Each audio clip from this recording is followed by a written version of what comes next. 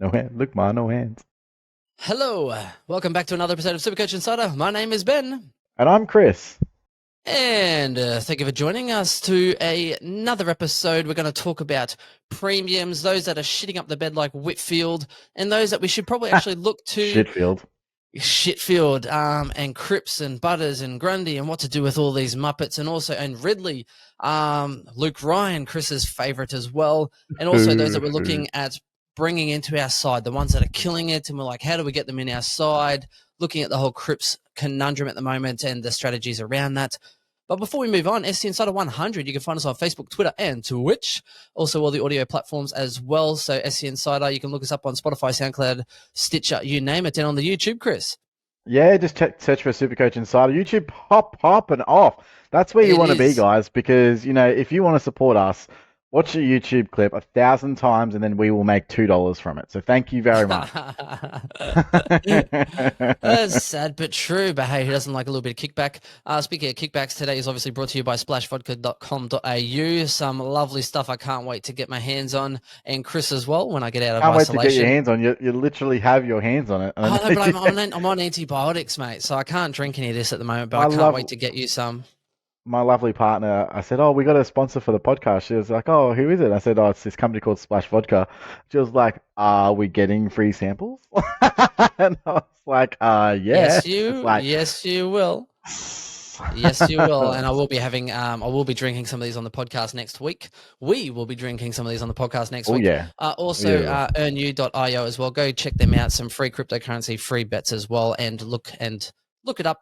And I obviously put out a video each week about that. So moving on, Chris, mate, thank you for joining us. Swizz and I feel like I'm the the meat between the sandwich. Oh, do you like my jersey tonight, Chris? I don't know if have you seen it seems to be very blue and yellow. I'm not really sure what the purpose of this jersey is. But it's the winning team. It's the winning team this week, Chris. I feel like you look exactly like every other Brisbane supporter I've ever met, which is a turncoat. So thank you very much for proving once again. I need to find out who this belongs to. I can't remember. Is that still Jamie Hall's? Jamie. Okay, let me write that down. I love Jamie. Jamie Hall. I need to send it back to Jamie fucking Hall because I think he asked me once, and at the time I was just like, oh, I thought this was like a gift. And I was like, I do need to send it back to him. And then shit's happened and I found it, right? I'm putting it on, represent. This is signed by Chris Judd, mate. So you better watch out. Better be prepared. I do love Hall, Jamie. Jamie actually contacted me last week. He was up here on the Goldie, but unfortunately he happened to be up here when I was down in Melbourne and Adelaide. It's just like the biggest unfortunate circumstance. So if you are listening out there, I'll message you, buddy. But do apologize. Tell him I've still got his jersey. I don't know why I'm grabbing this. I'm trying to see you so you see it, but I feel like I'm grabbing my nipples nearly. Jamie, he could have picked it up while he was up here. Bloody Jamie. He could have. It's in good hands, mate. I think I've worn it 3 times now. So anyway, let's digress. Let's move on. The big conundrum, some recent news tonight as well, is Cripps doubtful for this weekend. So basically they said the hamstring isn't severe. Looks like it's pretty good. He will likely miss a week. Now, likely miss a week. I think they've kind of all but nearly ruled him out of this week. Playing in Perth next week. So Swizz was like, oh, what's in Perth? So they're going to rest him. But Chris, do you have another opinion? Yeah, I don't think that they'll rest him next week because he's a Perth native. So he's got family and friends over there. He used to play for East Freo. So why wouldn't he go over there? I think even if he was tipped not to play, they probably still fly him over. It was probably part of the preseason plan that he would potentially even go over early or stay late. So I don't think that has a bearing on him playing at all. If he's not going to play, he's not going to play. And they just announced from the Carlton Football Club Twitter that it's looking at this stage like it's just a 1-week injury. So I'm taking that. I will take that pretty much to the bank because to me, worst case, it's 2 weeks. But if you want him to miss any week, it's probably this week, and then the 3 after that are going to be easy wins for him. So, looking forward to Cripper putting up some big 140 pluses over the next few weeks.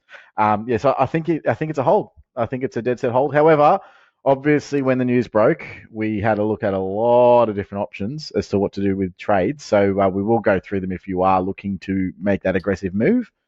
Yeah, however, definitely. For me, it's a hold. The reason you could be aggressive is that, number one, his break even has kind of gone right back up again. I'm just trying to find it now. Break even of 152. So definitely within his realm, but if he is a bit slow to start. Now, the reason that you would consider keeping him is that he's in 61% of teams.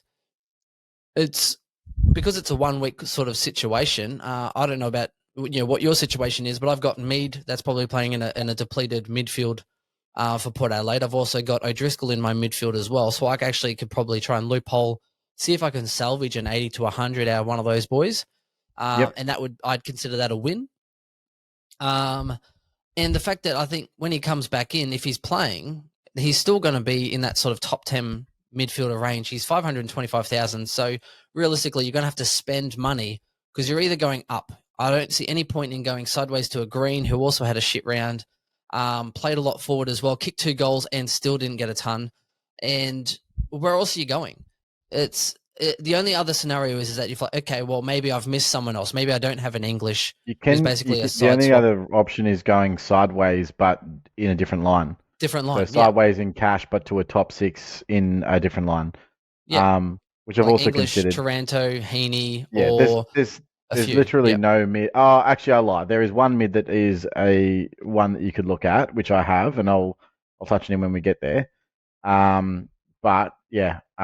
Oh, look, he's piqued his interest. It's not really that interesting. Who you have or you're bringing in? No, who I've looked at that is a mid only that you could look at.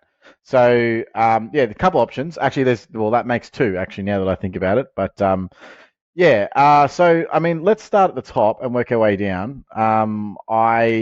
Let's go with defenders. So if you're looking at a defender, so obviously the other injury is Hinge, and at this point that looks like it's going to be okay. He will probably play, but worst case scenario, probably again also a 1 weeker. If you are going to be making a trade, here's the one thing that I will say. It's too early for real upgrade season, but some people like yourself could make an upgrade this week because you actually have already almost maxed out your Bowie cash, right? So yeah, nearly. Yep. And you've also got a downgrade option in O'Driscoll for a lot of people who don't have that. You've got Bruce coming in next week, so there is actually quite a few guys. Unfortunately, you're in a position where there's not really many guys you can downgrade to. No. However, but I've got cash though. I've got 240,000, so exactly I could go right. Bowie to a $600,000 player. But it's so there's options for you, and there's options for other people too. So potentially people could look to actually upgrade this week, which is just crazy in round 4. I digress though. So I suppose it's round 5. So looking at the defense, Docherty obviously is the one that really stands out to everyone. I mean, he's right at the top of the pile there. We've had a long chat about Dockers. I'm like flabbergasted. He's averaging 125, and he does not have a monopoly on the kickouts. He's just playing really, really well. And what I said to you earlier today, and I've been reiterating, is that he did this the same last year. And then the back end of the year, he absolutely carked it. Now, a lot of that was role dependent. He had an injury as well that put him out for a few games. And when he came back, they moved him up to the wing. He still has the potential to do that. However, I'm not so sure under the new coach that he's going to be moved out of that position.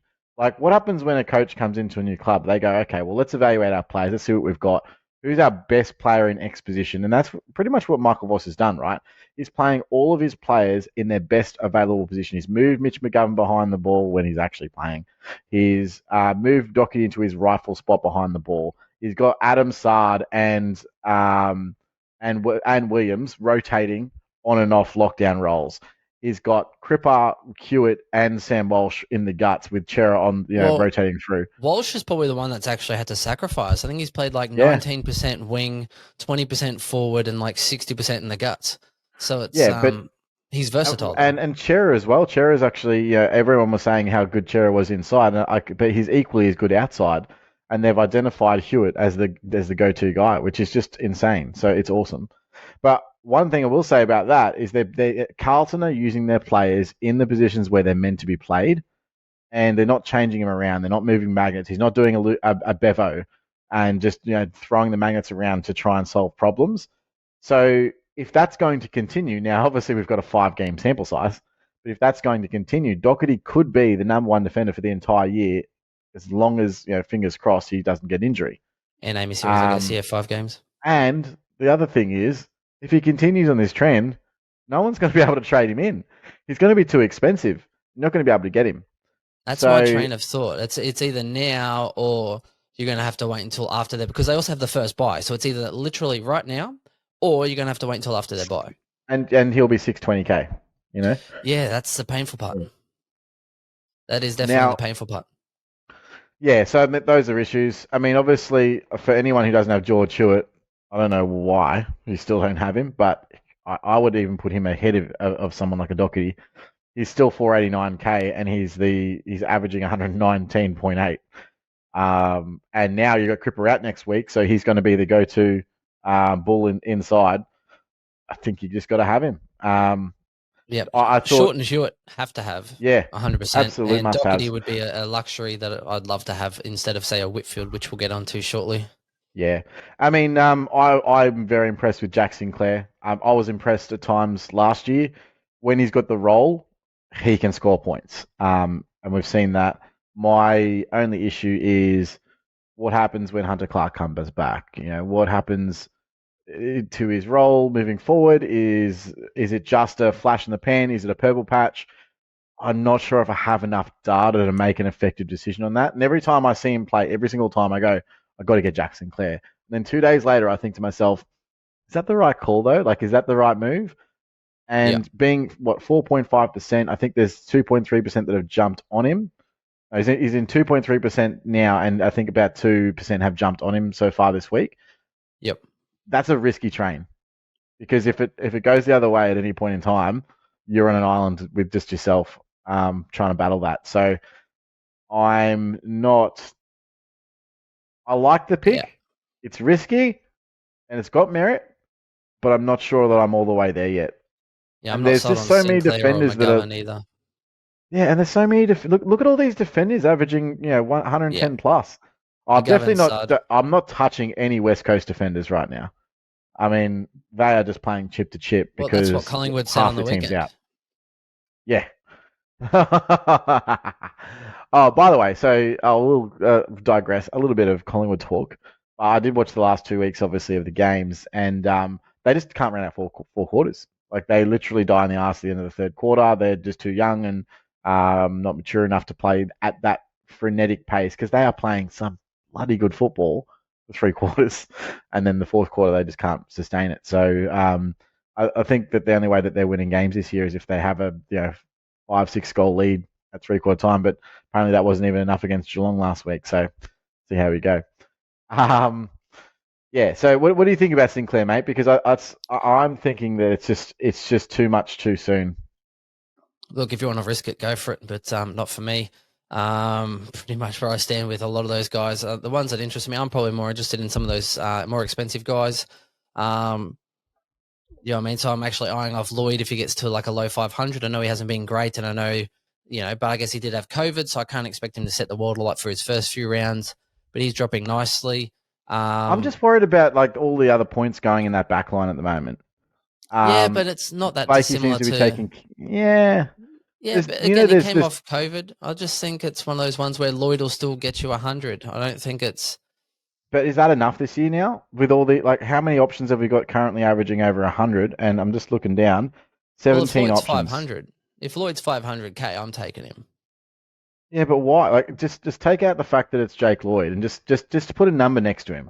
And the number's 100. All right, so ignore that it's Jake Lloyd. And then say 100. Is 100 average enough this year in defence? Well, it's certainly more than what Whitfield... ask yourself right now. Well, it's more than what Whitfield given me. And this is a problem with Whitfield. I'm glad you brought that up. This is a massive problem with Whitfield. Because because I own the motherfucker. If we look at Whitfield and say, I'm going to average 90 for the season, or 95 for the season, that is miles off the top 10. That is like top 30. Like, it's bad. So I even worked it out. Where's 95 right now? And I know this, again, I know this is a 5-game sample. But 95. So there's 23 people 24. Averaging 95 or more. Luke Ryan's averaging 94.3, and he's the 25th player. Right, there you go. Dude, and the names, mate. The names are just insane in these. Like, yeah, nah. I don't know if you can look. Carry him, Leon yeah. Cameron, we said this. Leon Cameron came out and said that he's injured. He's got a knee problem and an ankle problem, but he's soldiering on. I've never heard Leon Cameron throw a player with an injury under the bus in a press conference ever. He will just roll them out or not say a word for months. The Yep. whole season will go past, and they'll say afterwards, they'll be like, "Oh yeah, but he was battling Achilles soreness for the whole year." Okay. Thanks for that Yep. information. That would have been useful earlier. We now have that information, and people like you are still dumb enough to not fucking trade him. And I just don't get it. Hey, he had a great quarter that last quarter. I'm sorry. Look, he did. He had like a After 70-point quarter. it only took Yeah. him 90 minutes to heat up his ankle to the point where Maybe he he could needed actually to be kick injured. properly. Yeah, no, and he was missing targets left, right, and center. But you are right, though, because even if I had those four, do you know what I mean? So I'm like, okay, well, Crisp, Short, Hewitt, and Whitfield, then I've only got room for two more. So if you kind of go Docherty, Lloyd, then you're missing out on a Hall. You're missing out on Dawson, any of these other players that are Tom absolutely killing it Stewart. as well. Stewart, yeah. So that's why I'm like, I think I'd much rather look at getting Whitfield to a Docherty or something this week before Whitfield starts up, before Docherty goes up in price, and then trying to target a Hall or a Lloyd when they drop in price for better value. It Yeah. is a conundrum, and it's one that I know some people are holding because he's done enough, but sometimes it's like Houston where they kind of do enough, and then they kind of become one of those ones that they're like, well, they're so cheap now, you kind of have to keep them because they're Yeah. 400K. And Yeah, it's you like, what am can't I going trade to do? A anyone to double? them. Yeah, exactly. Yeah, What am I going to do? A double downgrade to upgrade a premium that's shit? Like, it just doesn't work. yeah. Look, I agree. And look, I'm going through the same conundrum with Luke Ryan at the moment. So I've already traded Whitfield out of my team. And now I've got Luke Ryan sitting there. And I mean, one of the most frustrating things that you can see is he's at 65 at half time and he ends on 77. And four other defenders in that Frio team go 100 plus. So I thought it was clearly three. they're playing Mm, that. They had no Logue, Chapman. Who else? Logue, Chapman, O'Driscoll, Young. and but I suppose he's playing. Well, Yeah, Driscoll was more midfield, yeah, and Young. yeah, Young was the other one, I yeah. think. Yeah, it's a big issue. Now, Ryan gave away, I think it was a free kick, dropped a chest mark in the goal Mm. square as well. So he was on negatives early. He had a horrible first quarter, absolutely blitzed the second quarter, which is what Ryan does. He goes on absolute heaters where he shows up for a quarter or a half and gets like 50 points. I still remember one game, I think he was on like 109 at 3/4 time, and I needed him to get like 2 Supercoach points for me to win the game, and he went backwards. Like Yeah, um, it's just one of those things, and I think his high ceiling is there though after that first round. But I think the issue was that when they lost, was it Pierce? I think whoever's that tall, Alex I think he Pearce. had to, Yep, yeah, I think he had he to play a comes bit more back this week, I accountable. think. I think that he had to play a little bit more accountable because they lost a tall, and Mhm. then Logue was able to sort of play as that, kind of in that sort of tallish manner. But the other problem is that Chapman and Young are just absolutely killing it and are so dynamic that I also don't think Luke Ryan's actually the best user in their team. He used to No, have to Hayden get Young's the best everything. foot in their team by a Yeah, long shot. but they used to get everything to Um, Ryan, and now it's like, fuck you, guy, and we'll give it to these young boys because they're better. yeah. Well, look, here's what I know. I think he's still going to average 100, 105. Then why are you But trading it's him? whether or not, yeah, exactly. So why trade him? It's whether or not I'm willing to go through the variance in his scoring. Because he'll probably come out this week and go 140, and I'll fucking probably trade him to someone who goes 90 or something stupid like that, because that's what I do. Yep. But I've got to make a decision right now. Am I going to keep him for the year or until he gets injured, or am I going to trade him? And that's literally where it's at. So I'm only 4 rounds in. I knew that he had a variance in scoring when I started the season. So why am I looking at trading him now? And the reason is there are all of these defenders that have come up and they're just like averaging through the like astronomical value. Like imagine if I started Sam Docherty and Luke Ryan were basically the same price. I think Sam Docherty was 10k cheaper. Imagine if we started with Docherty instead. Imagine if I started with Heeney instead of Butters. Like I think that Well, would be yeah, the best team. the coulda, shoulda, wouldas. I mean, I had Whitfield, and I Good could have times. thrown 30K onto him. That's it's one of those things. But so Whitfield, so we've got Cripps here at the moment. You could either basically we're recommending to hold, unless you want to go and risk it and go to like a Bontempelli or try and really get another premium that you don't have that you think's about to fire. Yeah. So Bontempelli or Steele are probably the only ones for that. So I'm still interested to hear about your other recommendation, Chris. But just wanted to touch a little bit heavily further on Hall, especially since there's a massive role change last week in the North Melbourne defence in that blah blah blah blah Zeeble blah. played forward. Zeeble played forward and kicked 5 goals. And I can't see them changing Zeeble out of that They're not. role as a mid forward. Um, It's exactly what they need in that forward line. I listened to Um, Noble as well. Noble actually joked because he went to defence, was doing well, went to the forward line, kicked 5 goals, and then Noble actually joked to Zeeble. I think it was like on the Monday, being like, "Oh, so you want to play in the midfield this week?" Like, yeah. So I think they've also publicly said that they'll probably continue with that. Good news for McDonald, but particularly Hall. And tell everyone why, Chris. well, he's just going to be the main distributor now. So with obviously they had the three down there in McDonald, and Hall and Zeeble. They were all waxing off each other. And they've now put a rookie into that back line in Flynn Perez, and he'd actually looked quite good, but his Supercoach points only got to 32. So in my opinion, it's all Aaron Hall now. It's got to be he's going to be the main mover. You'll see some scores as well from Luke McDonald, which still makes him now a more interesting prospect moving Yep. forward, especially as he's going to get defender status in the next couple of weeks. So he could But the also be kick one out. that you look to transition. But yeah, kickouts, obviously. So it's going to be now only split 2 ways as opposed to 3 ways. So Aaron Hall should get more kickouts. He should get more Yeah. points.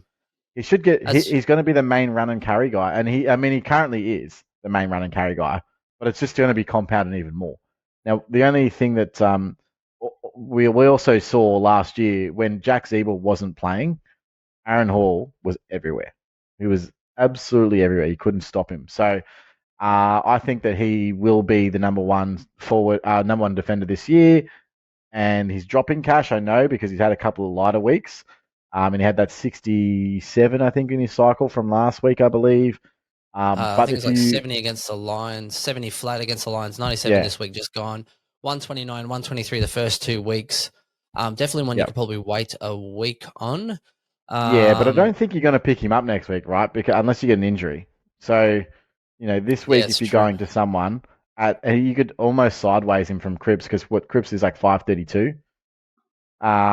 So you only need 14K in your bank to get an Aaron Hall in, and he's going to be a top 6 defender guaranteed, in my opinion. So yeah, that's one to jump on. I just wanted to highlight that. 525. Cripps is 525, so you need about Yeah. Oh, so 20,000. you need, Um, yeah, not yeah, look, too and here's much. the thing. So I'm moving over gonna to the midfield. hang on. No, I'm gonna rip this apart because I fucking hate Darren Hall. Now, Oh, number one, fuck you. I shouldn't have given you a platform to talk. no, it's okay. No, so number one, I do agree with you. I think Luke McDonald definitely goes up in value as well as Aaron Hall. When Aaron Hall tore it up without Zeeble last year, I question as to how many games McDonald was actually playing in that sort of backline around that time. McDonald's roles Hmm. changed from last year to this year. But I do agree with you on that kick out monopoly. I think Aaron Hall gets a lot more kick outs, and it pains me to say that he's actually an even better option than he was because I wasn't really wanting to get him, and now I feel like I kind of do.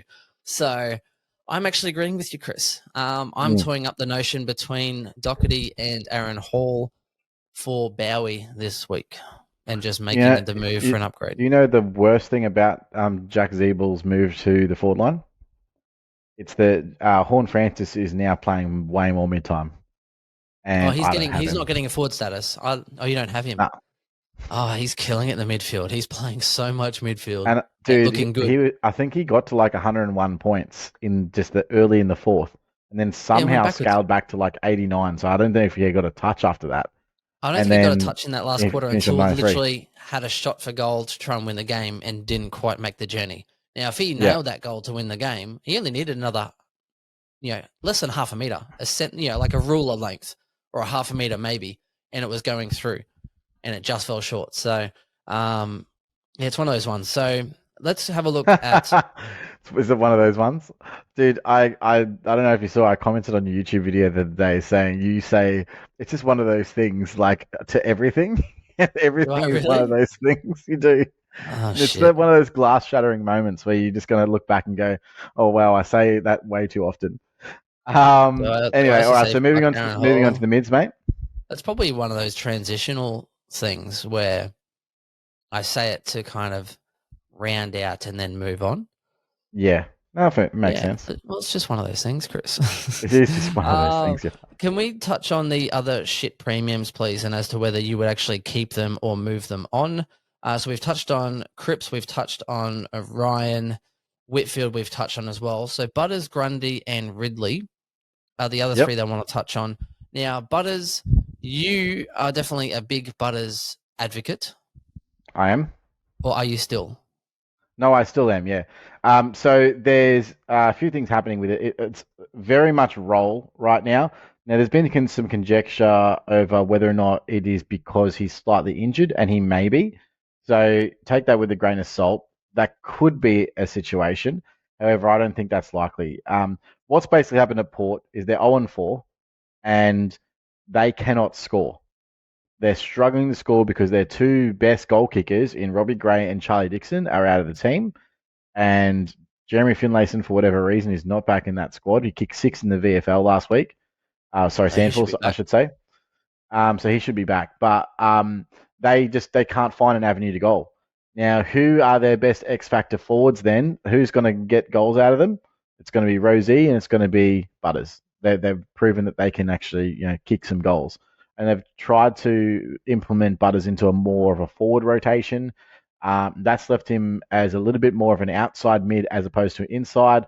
Last week, he basically had no CBAs until Wines was out of the game, which was after half time.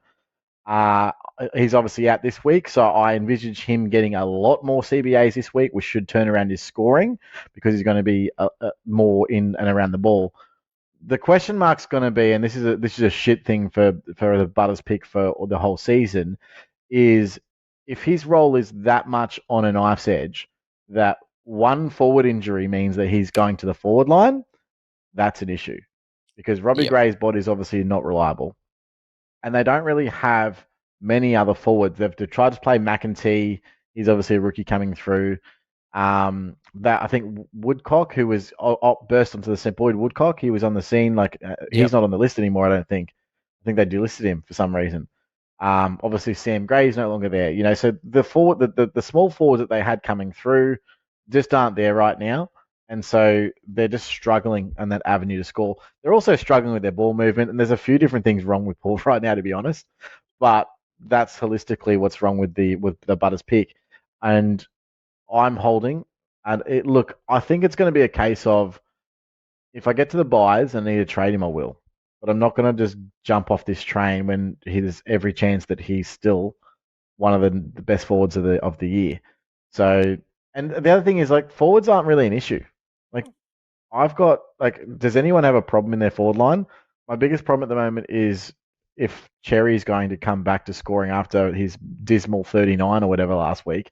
But he's still averaging 70. What's Cherry averaging? Something pretty high. Oh, he's still averaging very well. Yeah, and you're not going to trade out a number one ruck who's going to continue to make a lot more cash. So didn't help. Cherry got busted open and bloody was off the field when Laddams was doing a concussion test. So Goldie just tore up. Cherry's still averaging, I think, is it 81 and a 81? Half? Yeah. Who's getting rid of that guy on the forward line? He'll be one of your last traded out forwards. If that, he might even be a season keeper. Who knows? You could keep him at say F6, F7 and R3 and just rotate him. So there's options for it. I think Butters is a massive hold. I can see if you're really looking to make moves, you're in the top 1,000, and you're sick of looking at Isaac Heeney and him kicking your ass every single week, why you would want to do it. But I think there's a very large pool of players that don't have Isaac Heeney that are looking at him going, he's overscoring every single week. We looked at his score in the weekend and we went, how the hell is he on 74 or something? He had 9 disposals. And we're like, what's going on? Tackles. I think he had tackles. And that 9 tackles. Yeah. I don't think I've ever seen him have 9 tackles in a game. That must be a career high for him. I'd have to look into it. But what the fuck? Okay. Yeah. Good on you. Good on him, man. He's a great player. I'm not going to say knock Isaac Heeney the player because I love him as a player. He's just a frustrating Supercoach pick. I think 10 minutes to go in the last, he didn't even have many Supercoach points, and then got a mark inside 50. I think he was one of the only ones up there. Kicked a goal, put them like ahead, and then literally kicked a goal with 9 seconds to go and sealed the game. Oh, Bang bang. the That's it. amount of times that Isaac Heeney is alone inside the forward 50, it's just I don't know like how it's like people don't see him out there. Like he's a golden god for fuck's sakes. Like, how do you not see the golden god entering that 50? Like, yeah. Anyway, I think he it's just let out an frustrating. angle. The other thing I want to take on, your take on Chris is now Grundy. So, obviously performed well on the weekend, right? And I know people have been a little bit skeptical, and some people jumped off Gorn, and some people are now toying off the notion of jumping off Grundy. And the only reason they're jumping off Grundy would be if they had a set and forget system, and there's all these rucks and ruck forwards. So you've got Dixon, you've got Hayes, or Dixon's about to obviously play really well with Nick Nat-Nui out. Hayes from Port Adelaide's been named to debut. Bruce is on the bubble next week, and there's all this ruck value that are probably going to make you $150,000 to $200,000 each coming through the ranks. And if you're set and forget, you're kind of fucked. So where do you stand with the whole Grundy situation in a set and forget situation? I'd rather trade Gorn still. But there's a reason for that. Obviously, it's ruck time, and yes, Gorn played well last week. But fuck, did anyone watch the game? Because Port were abysmal, and they just kept kicking it to Max Gorn. He may as well have had a big green light above his head saying, "Kick it to me, kick it to me." They could not see his shiny bald head 40 meters away and kick the other way. I just don't get it. Am I the only one that sees it? Because I'm like, don't kick it there. I can see Max. I can't even see him in the field of view, but I know he's right there. And then Lysette got injured, and he literally just had a field day. And they have like their tools. Like Marshall is not at all, mate. Like he's not. And who's their other like forward? Georgiade. He's not at all. Like these guys aren't like ruck size. They're not going to be able to compete in the air against Max Gawn or Luke Jackson. They both just sat behind the ball doing whatever they wanted. And then exactly what you said. Lysette got injured, so. I mean, yes, he got a 160. Yes, I think that he can do that, and he will do that at times during the season. But he's also going to drop your 90s. He's also going to drop your low tons. He's not the guy that we have grown up the last 4 or 5 years in Supercoach being like this guy is the second coming. Like it's not that anymore. So we just got to be careful with being like, yep, Max Gorn pulled a 160 and all of a sudden he's back. He's not. He's not. His role's not there. The numbers don't show it. He just had a really good game. I think he's about 30% playing forward as well. So if he does kick some goals, which he is possibly able to do, I think it's going to be reliant on his scoreboard impact and those intercept marks if he's getting them. So I think those two things will rely heavily as to whether he goes 90 to 105 or whether he pushes 122 and plus, depending on any given round. So I think there will be a little bit more variance in his scoring this year. But if you do have both of them, I still think that he's a good option though. I'm not discounting that he's going to be a bad ruck option, but I think what you said earlier was right in that if you are looking to trade out of your set and forget rucks, which are you're going to be your Gawn and Grundy, then I would still lean towards trading Gawn rather than trading Grundy. That make sense? Yeah, I hear you. I think Grundy's dropping more cash at the moment. Grundy, Gawn was at least he made his break even, I think. So he's kind of holding on, old Gawny. Yeah, but I mean they're both around the same price, aren't they? Like they're not. No, Gawn's 617,000 with a break even of 86. So I think you're kind of keeping Gawny, and Grundy is basically he's got to be 586. Okay, so about $30,000 difference, and he has a break even of 131. Yeah, but he's got a. Yeah, so he's not. So Grundy's probably not dropping any cash at all, or very little cash moving forward. He's probably going to average about 120. Like that's what the way I see it. Do I think that there's merit in dropping both of them? I've thought about it. I've seriously thought about it because, like you said, we've got now 5 rucks that can rotate through there. And I'm also worried about this other problem that I'm going to have, which is getting landlocked. So if I'm looking at trading Bruce in, right? He's a ruck only. He's not going to get forward status. Hayes is ruck only. He won't get forward status. So if you're going to drop into Hayes territory somehow, he's a ruck only. And then you're going to have, let's say you got Grundy or Gawn or whatever as your third ruck. You're landlocked. You can't get anyone in as a ruck forward option, even though you've got Hayes, Dixon, English, and Cherry in your forward line, you're not going to be able to shift them into your ruck line. So I see the merit in potentially trading out. I know this sounds stupid, trading out Brodie Grundy and trading and keeping English there so that you can continue to move those other rucks around in through your forward line when you need to, and to have that flexibility in your team. I think it might be important to do so. So that money that Grundy represents could be better spent in the midfield and upgrade to a premium there. So and I mean, the forwards, again, we've got so many forward options on field for rookies and stuff at this stage of the season. So if you are going to do it, it's probably now. But yeah, It's a tough strategy. Yeah. Yeah. This week's not the week to do it because you got Bruce coming back next week, right? So it's not the week to do it this week, but it's just something to think about in your back of your mind. You know, how are you going to get Bruce in first of all? Because he'll shit in 150k. He's probably going to make 200k like that. So if you don't have him, he could be the Riley O'Brien of, was it 2 years ago or 3 years ago when Riley O'Brien came onto the scene? And even Hayes could be the Riley O'Brien. Depends if Lycett's having shoulder surgery or not, or whether he's just going to rest it up. These number one rucks are going to score, right? They're going to get probably an 80 average, and they're going to make bank. It's as simple as that. Sam Hayes is going to make bank. He's going to be one of the best rookies of the season if he gets 6 to 8 weeks in the game. So you can't discount that. You can't just throw that away. So definitely something to think about. And the lack of midfield rookies. Lack of midfield rookies. We've got Dacos getting defender status in a week. All right, well, he's going to then move to the defensive line, right? He's going to have to play D6 or D5 for someone. Yeah, so, who's playing on field again? Who's on field in the midfield? Because the midfield rookies, they're like not coming through. We've had Erasmus come through, and he's been okay, but he's probably out this week. Where are the midfield rookies? They're just not existent. So I think it's only Greg Clark from West Coast, who may be a week or two away. That's if he gets named as well. He'll probably come through the waffle though first. You'd have to think so. Maybe I don't know. Well, and then it depends on how many guys at West Coast are available each week, right? Well, I think Shuey and Yo are back this week, and then Gaff next week apparently. So does add another level. Look, I definitely think that there's merit to switching that up, spending a trade, migrating it into your midfield to get a uber premium there. I mean, you're going to be able to sideways.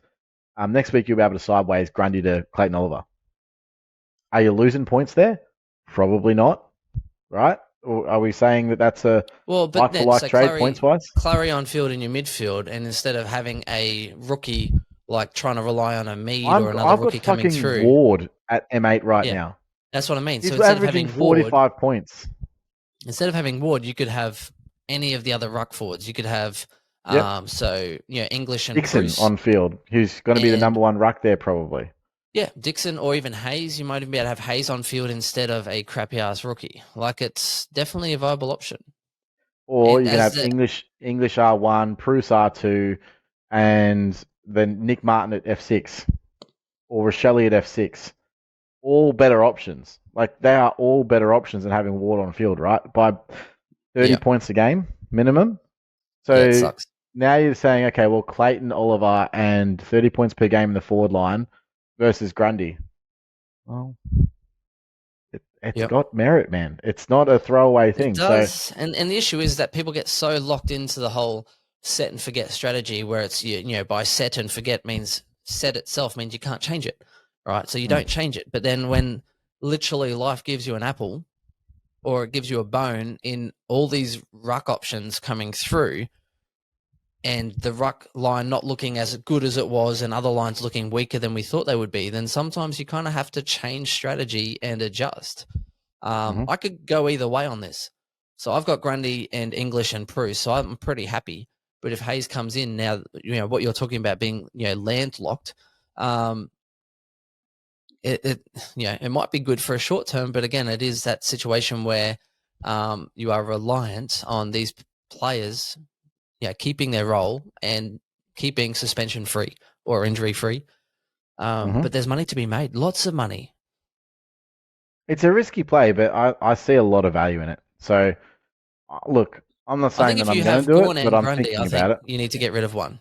If you Oh, have you Gawn have and to, Grundy, because you if you need have Gawn and Bruce. Grundy, yeah, you You have need to have Bruce you is have going to to have make so Bruce. much money, and you And are can't you have him really going to sitting at have Bruce at R3. R3? No, you can't do that.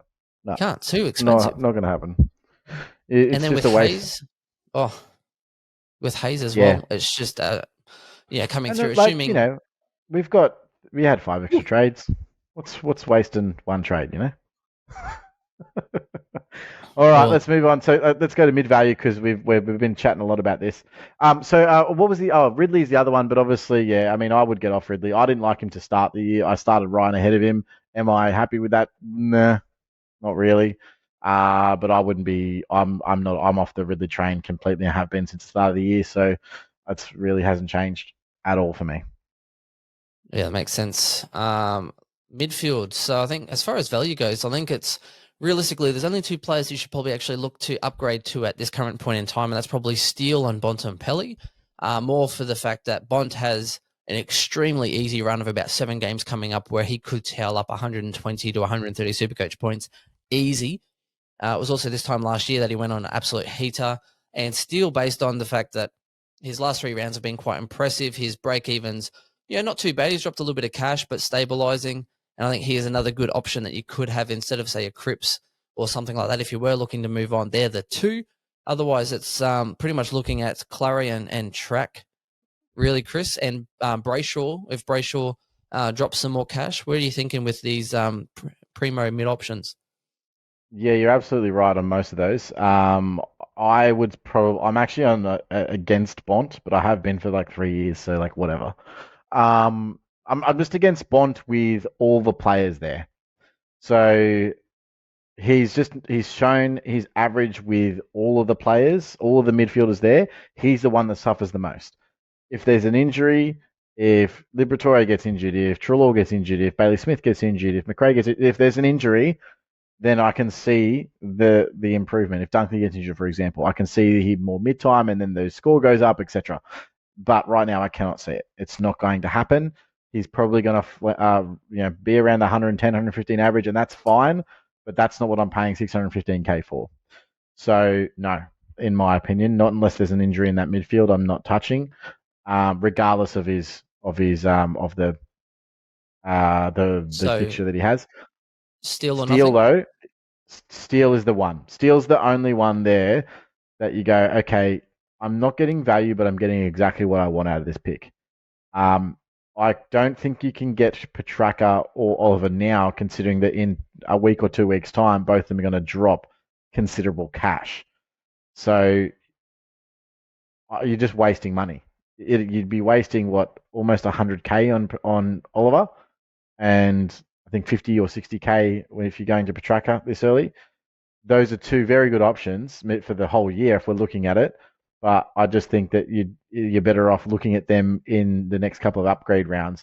There's merit to think that in upgrade rounds 7 and 8 that we go bang bang Petraka Clarry. Most people will have them both. So it's not like you're going to really grab a benefit over the competition by going 2 weeks early. Does that make sense? Yeah, speaking of common sayings, you say merit a lot. Um, it has merit. This has Your merit. iPhone has just said that I've said merit 72 times in the last 3 minutes. Oh, there you go. Um, Having a look though, so Petrarca obviously got tagged out 98 and then 85 the last couple of weeks. Still decent scores, with some attention. Clayton Oliver as well had a really poor week just going. I'm interested to see if GWS tag one of them or even both of them at different points of that game. They might try and sort of lock one down, get their confidence down, and then shift and try and jam someone else. They've done I that think before. I I think we think do Oliver at just goes head Dangerfield. to head. I think Oliver just goes head to head with Tom Green, and I Green. think it'll Oh, be. I think Track will be absolutely locked down this week. Battle of the Absolutely. Ringer. Yeah, and it will be because if you're Leon Cameron, and I do think that he has half a brain. If he's got half a brain, he would be saying, "This is the prototype midfield of what you need to be doing in the next 5 years. I want you to play on him, and I want you to go head to head, and I want you to learn from him." That's all. That's what I'd be saying because they are virtually identical players. I would actually say I'd argue that Tom Green has the potential to be better than Clayton Oliver, and Clayton Oliver is a bloody good player. Oh, that game he had So was uncharacteristic. A 68. I can't remember Clarry ever getting a 68. And he had a yeah, it $146, a was 121, and silly. a 112 before that. I just can't wait. Now I'm waiting. GWS passes Richmond. All of a sudden, I'll wait for that game. After that cycle's out, round 7, Hawthorn, Saints, West Coast, North Melbourne, Fremantle. It's the money. So yeah, That's the money. You can't be trading in Clayton Oliver and Christian Petrarca this week. It's just No. that's so your option is, in my opinion, just Steele only if you're going up. Otherwise, I think Brayshaw's overpriced right now. I wouldn't be paying 620K for him, to be completely honest. Um, outside of that, I honestly don't like the mid options going up. No. And there's not really much going down unless you were to go to someone like either Scott Pendlebury or Luke Parker. Now, I think Luke Parker you could probably wait 2 weeks on as well. But the He's benefit dropping. of someone like Scott Pendlebury is obviously him moving to the defence. So you're sideways in Cripps, someone like Scott Pendlebury, to move him into defence in a week's time. So that could be an option for you moving forward. And I do think that he's definitely going to be able to get defensive status. Luke Parker, I think, is one of the only other guys that's looking like he's going to be able to get forward status that I'm actually interested in as well. But we'll see how that plays out. But Luke otherwise, Parker, the forward line.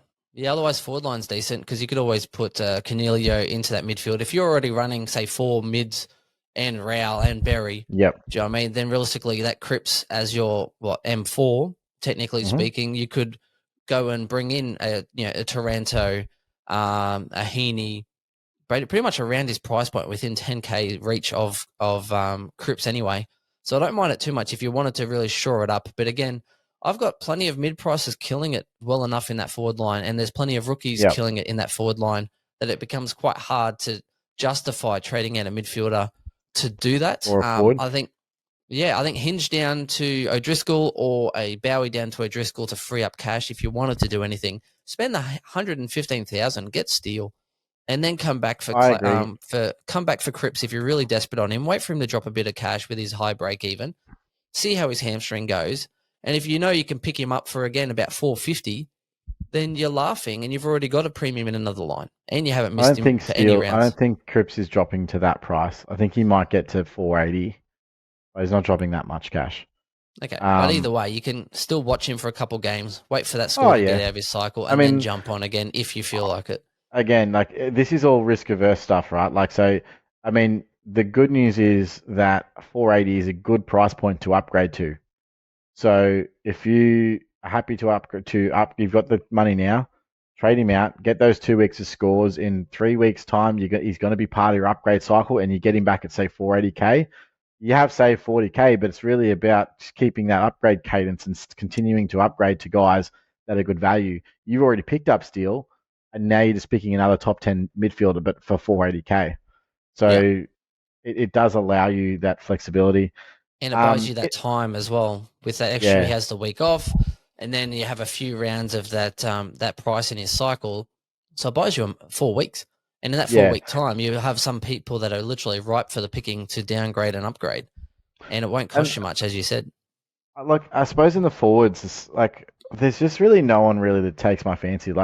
Heeney's obviously killing it, but as we said, I think he's sort of overscoring at the moment. Luke Jackson, again, he's scoring ridiculously well at the moment. Again, he benefited last week. I think they were the top 2 scorers on the ground, Jackson and Gawn. They just kept kicking to them. I'm not sure if his scoring sustainable either. Will Brodie is only just below that. Taranto, look, his scoring is not sustainable at that. I've seen this before from Taranto. I've seen that he'll spend a month forward. I've seen it. I'm not interested. You couldn't, there's no chance that I will have Taranto in my side this year. I would much rather run Will Brodie at F6 than have Tim Taranto because he's only playing one role. And he might have low time on ground, but at least I don't have to yell at the coach every 5 minutes for playing him forward. Do you think Brodie comes close to averaging Taranto for the rest of the year? He's already within what he's averaging 100 points per game at the moment, and what Taranto's 110. Yeah, I reckon absolutely. I think that Brody can average somewhere between 95 to 100, and I think that Taranto probably averages about 100 for the year. Okay, so Taranto -5 on average for the rest of the year. What do you mean? Taranto -5? Oh, Are as we in, doing so another yeah. bet? So whatever Taranto averages, Brody has to Right. come within 5 points of that for the rest of the year. Not from what's already Oh, for happened. the I mean rest from of the now on. year? Yeah, That's a great bet for the rest of the year. for the rest of the year. So you don't even get the 110 that he's averaging at the moment. It's Correct. starting from now. Start fresh from now. Start from round four. Taranto What's the bet? against What are we Brody. doing? That Brody has to get within 5 points, 5.0 or Hmm. closer on Ask me in Taranto for two the rest of weeks. the year. Ask me in 2 weeks. No, because then there's less rounds. There's a less variance. Of course. No, I Actually, need to see how. I need to see what Brody's role is going to be like with Mundy and Fife back in the team. 6 points. It gives me an extra point. Thanks, but I think I'll wait my turn. Okay, it's back to It gives 5 me an points. extra point. Can't hurt someone for trying. Okay, so I think that kind of wraps us up as far as that. I don't mind Taranto as an option. Again, I'm waiting for Toby Green to come back in there. Again, it's you kind of expect him to get around that 100 mark. Is he going to average 110 for the year? No, I don't think so as well. I think there's a lot of people that are overperforming, and it's not sustainable. So Docherty, overperforming, not sustainable. There's a lot of people that are overperforming, and it's just not sustainable.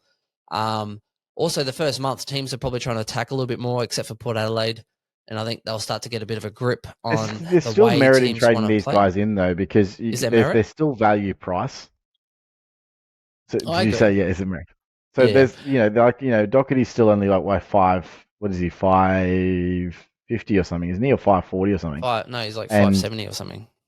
no, not yet. I think Docherty, next yeah. round he will be. No, surely not. Docherty is 569. What did I say, Oof, 570? I win. wow, that is a He's expensive. lot. And Taranto is 535 right now. Even Heeney's Yep. only 528. I Yeah.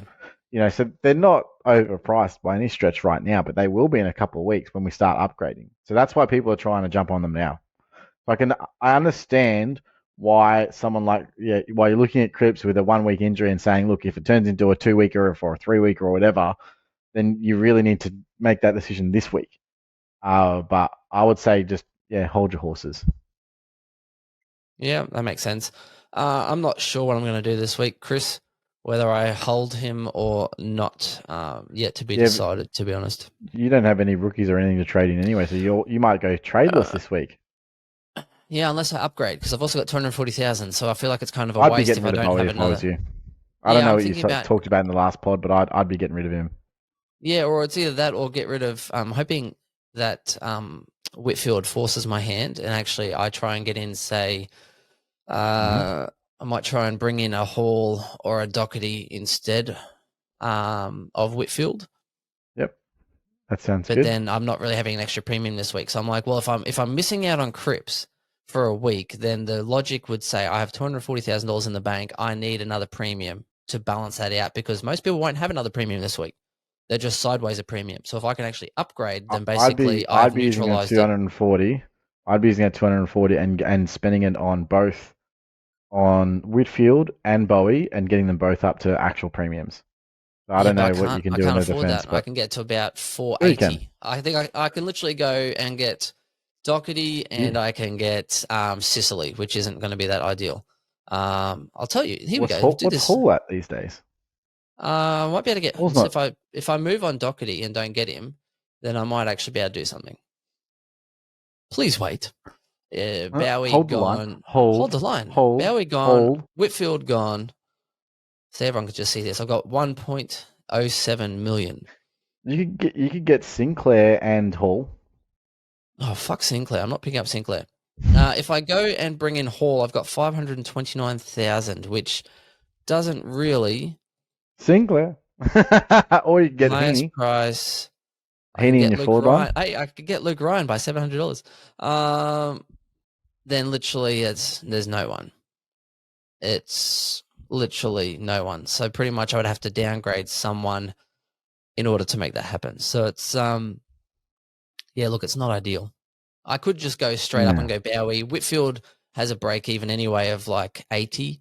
So he's not really going to drop cash at 86 break even. So I think even still, if he I plays, think he's just going to leak your points, and he's just but not. at least He's I not could going wait to a be week. top anything.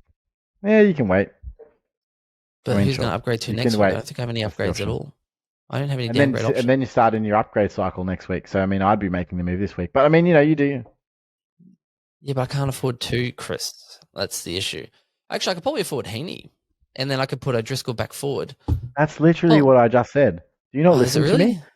Are you listening to the words that come out of my mouth? Coming out of my mouth? Rush hour? Are you listening to the words that come out of my mouth? Yeah. Nice one. Please hold. Defender. Where is Aaron Hall? Because I think Aaron Hall, and then if I go and push, that's going to hurt. I don't have any other forward mid swings except for actual premiums. Oh, if Cripps is out this week, that could work for a week. It can work for a week. I've got 529,000, Chris. I can afford Heeney. No way. Mm-hmm. Well, forward Heeney's about to get forward mid status, I think. If he plays well enough, I can literally afford Heeney by $1,400. So basically, Whitfield out, Bowie out, Aaron Hall and Isaac Heeney in, and literally good trades, bro. I've gone a premium up, mate. Cripps out for a week. That's okay. You're welcome. And thanks for coming. And this is why you should be having me on the podcast every week. But whatever. Hey, it's not for the fact that we don't offer. Sometimes you're busy, and I was in lockdown. I'm always busy. I am always busy. That's what I do. Anyway, so the key message from this to take away, ladies and gentlemen, is that there is always a way to fix your side. Mm-hmm. I think that wraps it up, Chris. All right. Thanks everyone for joining us. Enjoy this special. Enjoy the little improv at the end there, and we'll catch you next time. We'll catch you next time. We'll be having splash vodka and we'll be like like that. Splash samples, mate. If it's free, it's me. I love it. Love it. Since 2003. I'll talk to you soon. Go West Coast. Here it goes.